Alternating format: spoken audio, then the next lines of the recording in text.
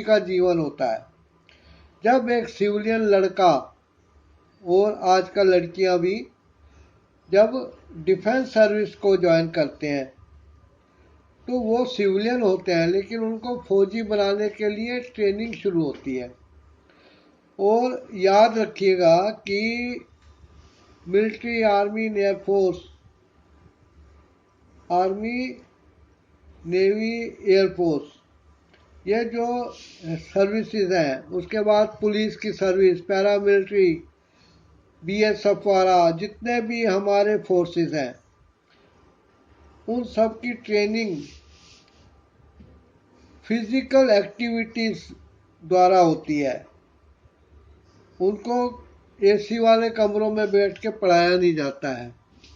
उनको धूप में, बारिश में, बजरी से बने हुए ग्राउंड्स में घुटनों के बल भी चढ़ाया जाता है, लिटा के उनको क्रॉलिंग कराई जाती है, फ्रंट रोल कराया जाता है, पनिशमेंट भी मिलती है, लेकिन वो सब ट्रेनिंग का हिस्सा होती है। वो हमारी ट्रेनिंग शुरू हुए 2-3 हफ्ते हो गए थे। उसके बाद हमारे प्लाटून का जो इंचार्ज थे वे चेंज हुए। उनकी जगह एक नायक रैंक के थे, श्री डी एलन।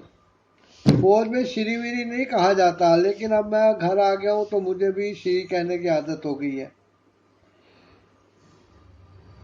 नायक डी एलन, जो कि अच्छे कद काठी के थे, बिल्कुल गहरे काले रंग के, घुंघराले बाल वाले, वो पता नहीं केरला मद्रास कहाँ थे, वो अभी तक हमें पता नहीं लगा, ना हम पूछ सकते थे उनसे। उन्होंने हमारा चार्ज लेते ही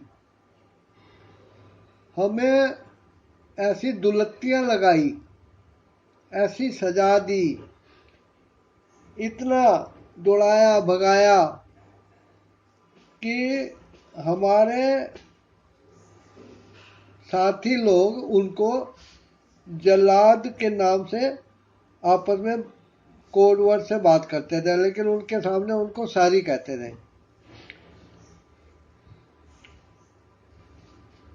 वे 24 घंटे हमारे आगे पीछे घूमते रहते थे, हमारी बैरक में भी आ जाते थे, हमें सोने नहीं देते थे, दोपहर को रेस्ट नहीं करने देते थे।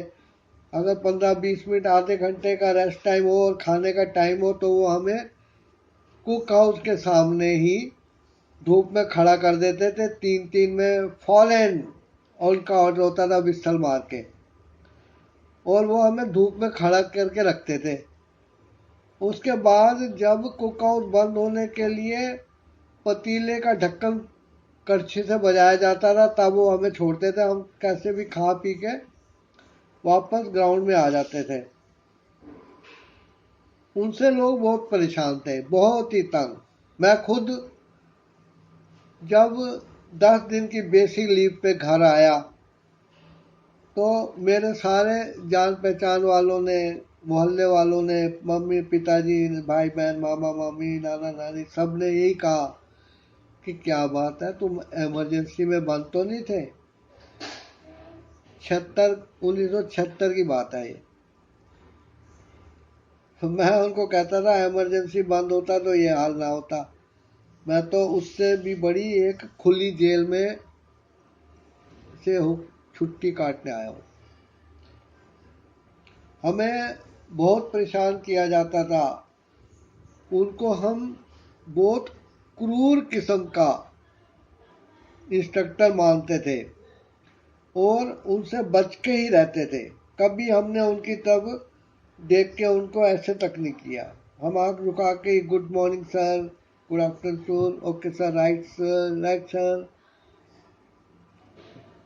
और कभी वो हमें कहते थे कि कमांड दो, तो मैं कहता था स्पार्ट। कहते थे क्या बकरी की तरह मिमिया रहा है। फिर मेरी जो राइफल की सीलिंग से धुनाई होती थी तो मेरी आवाज एकदम निकलती थी, "स्क्वाड, तीनों तीन बाइक चलेगा, पीछे पट"। तो वो मेरे कंधे पे थपथपा देते थे। मैं परेड में बड़ा माहिर हो गया था। इतने में ही एक फंक्शन था नई दिल्ली में, जिसमें हमारे सेंटर से भी हमारी टीम जानी थी, मिलिट्री वालों की। तो एलन सर, क्योंकि वो पीटी परेड वाला में इसमें बहुत माहिर थे, तो उनको हमारी प्लाटून से हटा के उन लोगों को ट्रेनिंग देने के लिए दूसरे कंपनी में भेज दिया गया। उनकी जगह दूसरे इंस्ट्रक्टर आ गए। वो तो मतलब जैसे कोई पराई चीज को इस्तेमाल करता है। आप अपने जूते को बड़े प्रेम से पहनते हैं, लेकिन कोई और आपका जूता पहन के जाए तो कांटों पे, कांच पे कहीं भी चढ़ जाएगा। यही हाल उनका था। वो हमें तंग करते थे, बहुत ही एक्स्ट्रा तंग। बात बात पे सजा, बात बात पे सजा, बार बार ग्राउंड के चक्कर लगाना, उस पत्थर को छू के आओ, राइफल को हवा में उठा लो, दोनों बाहें सीधी होनी चाहिए, दौड़ के चल, बस। फिर वो हमारे साथ दौड़ता रहता था। उस इंस्ट्रक्टर ने 10-15 दिन में हमारी ऐसी तैसी कर दी। हमारे अंदर जो थोड़ी बहुत चर्बी पसीना बन के बहने वाली थी, वो बह गई। एक दिन मुझे किसी काम से अपने कंपनी में, अपने बैरक में जाना था। मैं जाके अपने बॉक्स खोल के से उसमें से जो चीज मुझे चाहिए थी वो ढूंढ रहा था। उसको लेके जब मैं वापस ग्राउंड में आया, तो उससे पहले मैं जब आ रहा था तो मैंने देखा एक हरी, हमारी मिलिट्री की यूनिफॉर्म डाल के कोई झाड़ियों के पास खड़ा हुआ ग्राउंड की तरफ झांक रहा है। मैं बड़ा हैरान हुआ। मैंने कहा ये कौन है जो हमारे साथियों को ऐसे घूर रहा है। मैं तेजी से आगे बढ़ा तो नजदीक आते मैं हैरान हो गया। वो तो हमारे एलन सर थे।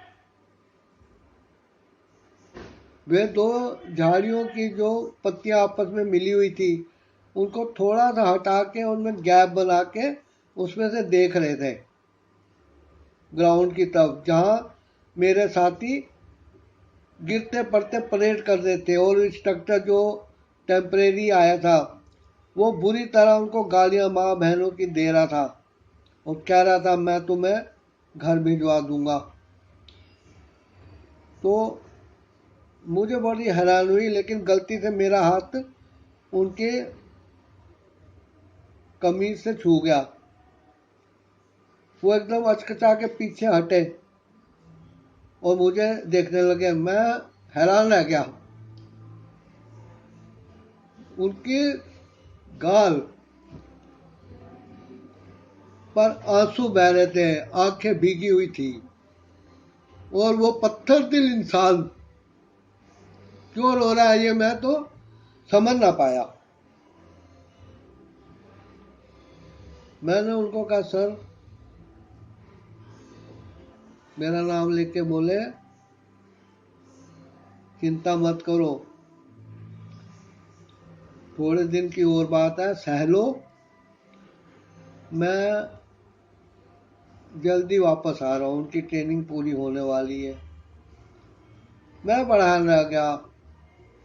जिस उस्ताद की पैंट की जेब में एक बूट ब्रश जो कि सख्त बालों का था हमेशा रहता था, जिसे निकाल के वो हमारी बाहों पे रगड़ के बाहें छील देते थे, उनकी आंखों में आंसू हमारे लिए।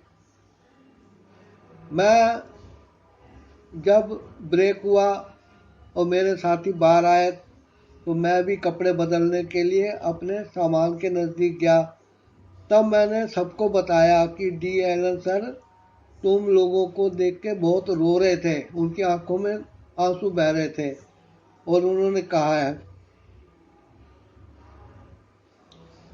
मेरे साथी मुंह खोल के मुझे देखने लगे और किसी को यही ध्यान नहीं रहा कि जो ये 2-4 मिनट की ब्रेक हुई है उसमें बाथरूम में जाना है, किसी ने तंबाकू खाना है, किसी ने बीड़ी सिगरेट पीनी है और किसी ने आराम की 2 सांस भी लेनी है। हम इस स्थिति में थे ही कि वो नए इंस्ट्रक्टर उधर आ गए और उन्होंने हमें कपड़े तक बदलने का टाइम नहीं दिया और हमें भगाते हुए दूसरे, तीसरे, चौथे, 5वें ग्राउंड तक ले गए और वहाँ जाके हमने अपनी राइफल की ट्रेनिंग शुरू की, जो कि इस वर्दी में नहीं करनी थी क्योंकि ये परेड की वर्दी थी। उन्होंने हमारी वर्दी का सत्यानाश करा दिया, जमीन पे लिटा लिटा के, गिरा गिरा के, जैसे थे। जरा सी गलती होती थी, स्क्वाड लाइन अप, सामने टारगेट, जैसे थे। फिर हम खड़े हो जाते थे राइफल लेके। तो हम वाकई डी एलन सर का इंतजार करते हुए ये सब सहते रहे। तो देखिए, एलन सर जो करते थे वो अपना समझ के हम कर रहे थे कि फौज की सर्विस में हम पास आउट में निकल जाए। मुझे आज भी डी एलन सर की बहुत याद आती है। ऐसी एक हमारे WT वेपन ट्रेनिंग के इंस्ट्रक्टर थे, जागू राम सर। उनकी भी कहानी एक मैं बाद में सुनाऊंगा। आशा करता हूँ कहानीकार 19 चैनल को आप सब्सक्राइब करेंगे, वीडियो लाइक शेयर कमेंट करेंगे। आपका बहुत बहुत धन्यवाद।